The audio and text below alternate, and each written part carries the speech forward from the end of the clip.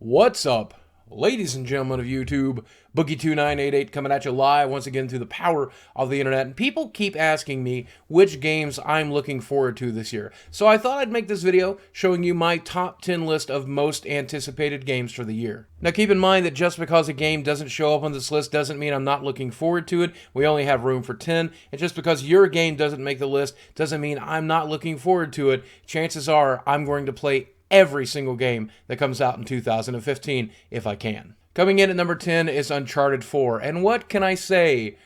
Naughty Dog gets me right here every time. I have actually never played an Uncharted game, so I'm hoping this will allow me to ease into the series. I'm just looking forward to it because the gameplay at the PlayStation Experience looked so good. This looks like the kind of action-adventure game I expect from the next gen. My only reservation about this game, and the reason it's number 10 on the list, is because at the PlayStation Experience, some of the gameplay footage looked a little bit buggy and a little bit glitchy, and we have to hope that those get finished by the time the game's released. Coming in at number 9 is Halo 5, and I'm going to be honest with you, this one almost missed the list entirely. Now, I got an opportunity to play the multiplayer beta, and I am really bad at it. And the truth of the matter is, multiplayer Halo really doesn't mean anything to me unless we're doing it split screen or in the same house.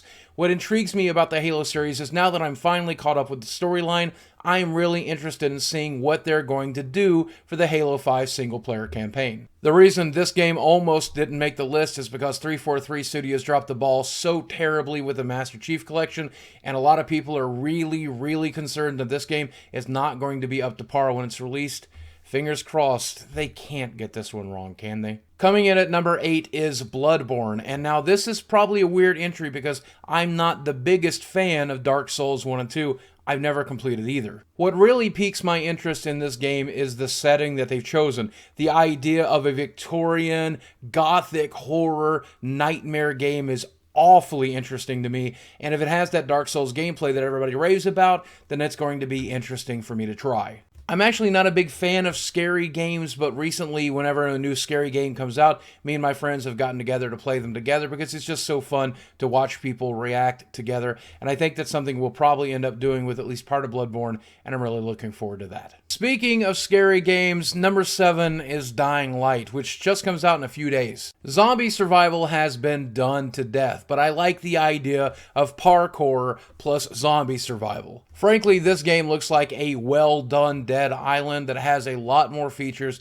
and a lot more depth, and hopefully some of the emotion that keeps us all coming back to The Walking Dead. At number 6 is The Order 1886, and I expect this to be a very controversial pick for a lot of people. Now, there's been a lot of controversy surrounding this game, especially when it comes to graphical quality versus frame rate, but I actually got a chance to play this game at the PlayStation Experience, and I have to tell you, the demo that I played was fantastic. I liked the combat, I liked the design, I liked pretty much everything about it. The idea of a third-person steampunk shooter killing werewolves is just something I've never played before, and I can't wait to play it. Coming in at number 5 is a game we've all waited for quite a while, and that's Star Wars Battlefront. If you've played Star Wars Battlefront, there's nothing left to say. You know why this game made the list. If you've never played it, this should be an interesting entry for you. In fact, the only reason this game is not higher on the list is because we don't know whether or not EA is going to treat it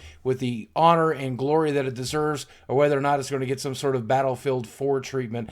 And if that happens, that's just going to kill part of me. At number 4 is another game that's due out this month, and that is The Witcher 3. Now, I did not play Witcher 1 and 2. Instead, I watched other people play them, but I think they are absolutely fantastic games, and I can't wait to finally settle down into the Witcher universe myself. One of the things I'm most excited about for this game, though, is the art. These guys are not afraid to make the PC version shine compared to the console version, so this is probably going to be one of the best-looking PC games to be released in all of 2015.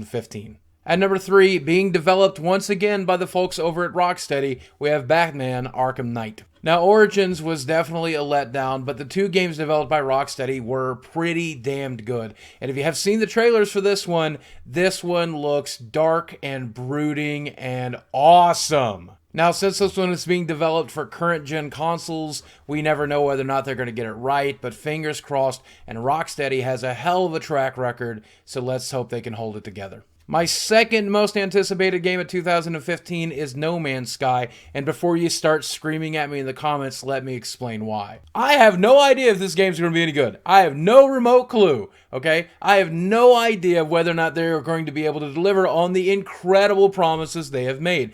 I'm saying this is my most anticipated list, and I am really excited to find out whether or not this game could possibly live up to the hype. We're talking about procedurally generated space and planet exploration, and that may end up being terribly boring, or it might be terribly exciting, or it might be somewhere in between. But if this delivers even on a fraction of the things they promised, it's going to be a hell of an interesting game, and that's why I'm anticipating it. And finally, at number one of my childhood wishes coming true, the new Legend of Zelda for Wii U. Ever since I was a little kid playing the NES version of Legend of Zelda, I have wanted this game. I wanted a larger, more beautiful world to explore. And as I watched technology advance and I played games like Daggerfall and Morrowind and Skyrim, I thought to myself, why can't they do that for Legend of Zelda? And now they finally have! Now my big concern, of course, is that Nintendo has never made a game of this scale, and when you see the preview videos for this game,